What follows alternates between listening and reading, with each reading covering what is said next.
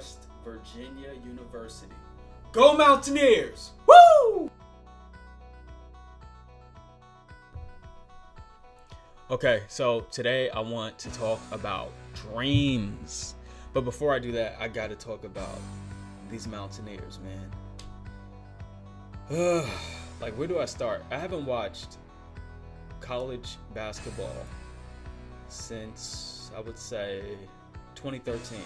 Like, been on it. Like, you know, I've been watching it on and off, but I haven't been on it, like, on a game-by-game basis since 2013.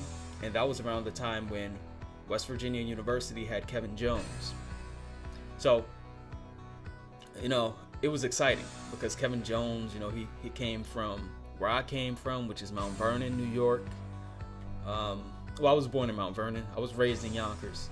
But yeah, so we both came from the same place, basically, Westchester. So it was just exciting to see, you know.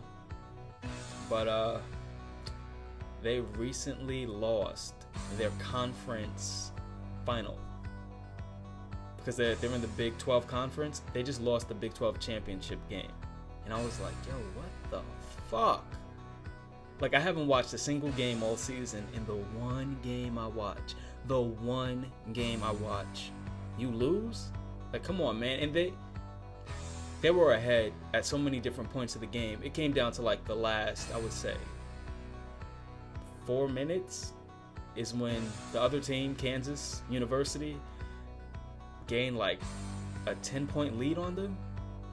But anyway, so the reason why I'm talking about basketball and all this is because growing up in Yonkers, New York, I had hoop dreams. You know, I was a kid in the hood, and most kids who were in the ghetto had hoop dreams.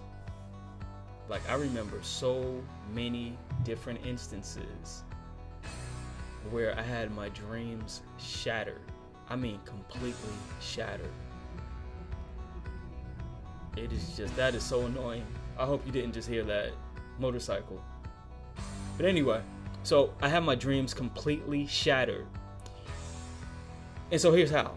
So I get to about 9th grade, high school. I try out for the team, didn't make it, boo-hoo, whatever. The next year, well, right after that year, that summer, I played for a street ball team. I actually made the tryouts. I made the cut. I made it on the team. I won a sportsmanship trophy, and we came in second place. We lost the championship game, but still, that was a big high for me. I was out of here. I was on the moon.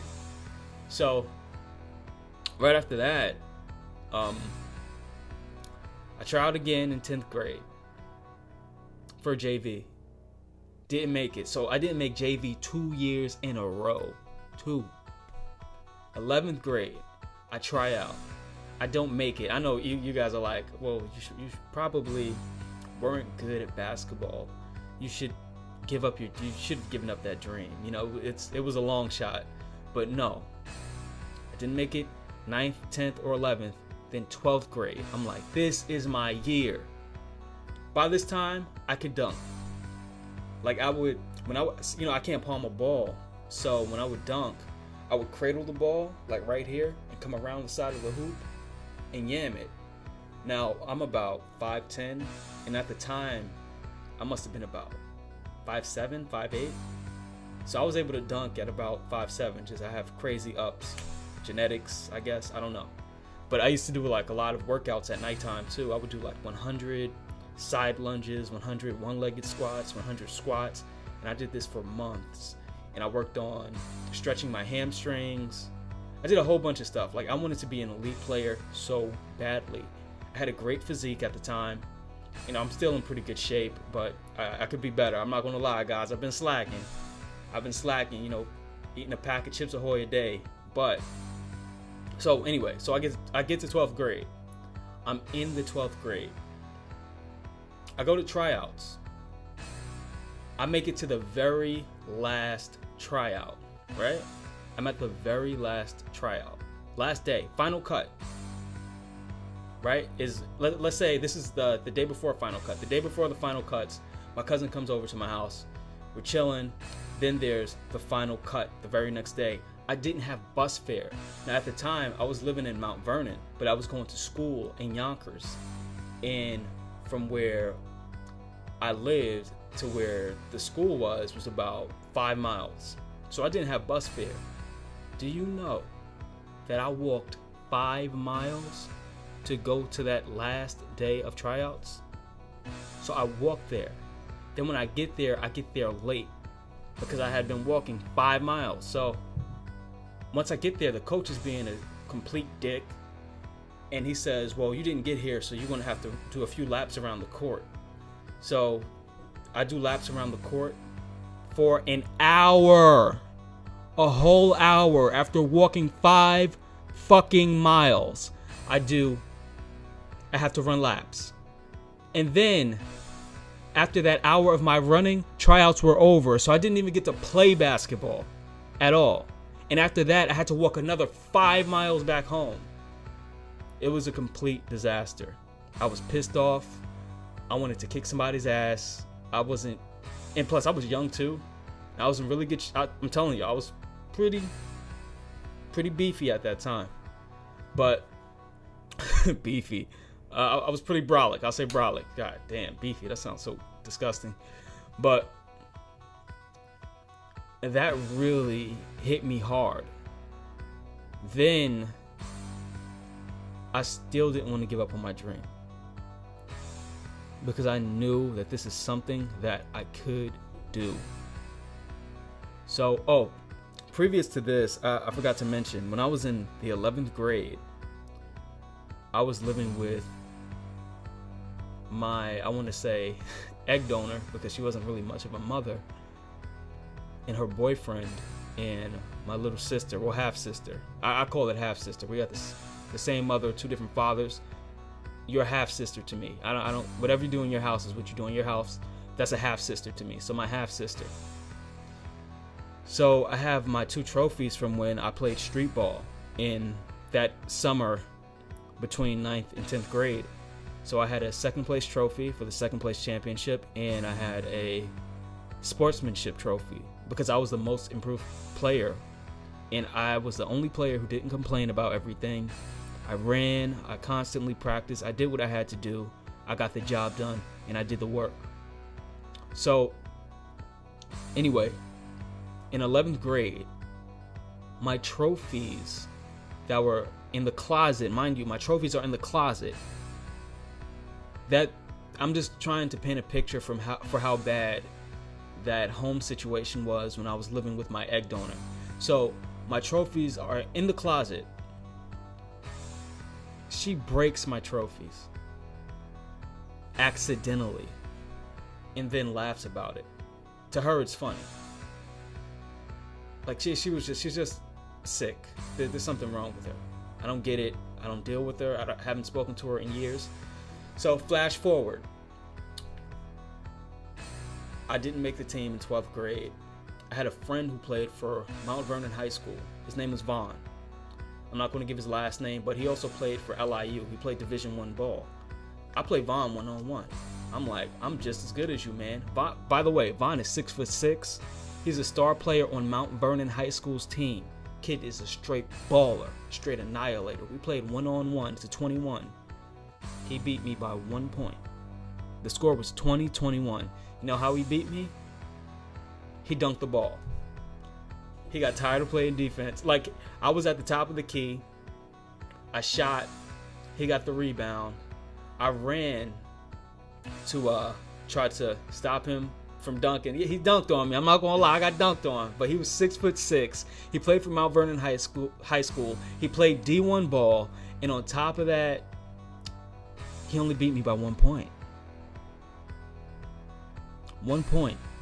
Somebody who has all of these accolades. Me, I can't even make my high school team. He's 6'6". He's a star player, but he plays me one-on-one. He beats me by 1 point, and he does the quickest dunk he could possibly do to finish this game because he was afraid to his bones of losing to me. Like he was afraid to lose to me. But it was a good game, and I got his respect from that. So I knew that I could play. But it's literally like it just wasn't in my destiny to play basketball, because I go off to college, to a D3 college, Alfred University. This is my first college before I got to West Virginia. So I get there, and there's tryouts, and I had a lot of friends on the team. I still have a friend now who's actually my best friend, who's like a brother to me, who plays ball overseas in Spain. So anyway, I have a lot of friends who are on the basketball team, and they're telling me to try out because we play all the time. I obviously can keep up, and I'm like, I don't know if I want to try out. I don't know. So we had this English paper to write, and I'm staying up all night writing the paper. I think I stayed up for like 2 days, and another friend of mine who was on the football team came to me and said, yo, there's tryouts going on. It was my boy Isaiah. He goes, yo, there's tryouts going on, right? And I'm like, tryouts for what? It was like the basketball team. It's like they're about to start in like an hour. I had been up for 2 days. I was literally writing my paper for, I think it was my midterm. It was some kind of paper. And so I said, you know what? Screw it. I'm just going to go. So I go.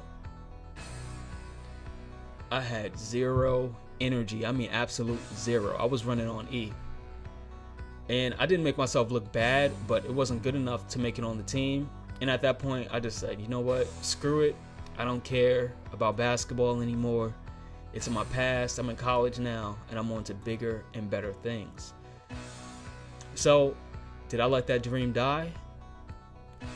I don't think I let it die, but I do believe that it was something that ran its course.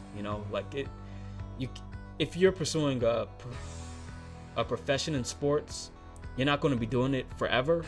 Like the only guys who, like, I think the average basketball career is like 6 years, and the average career of a running back in football is about 3 or 4. It might be shorter now, but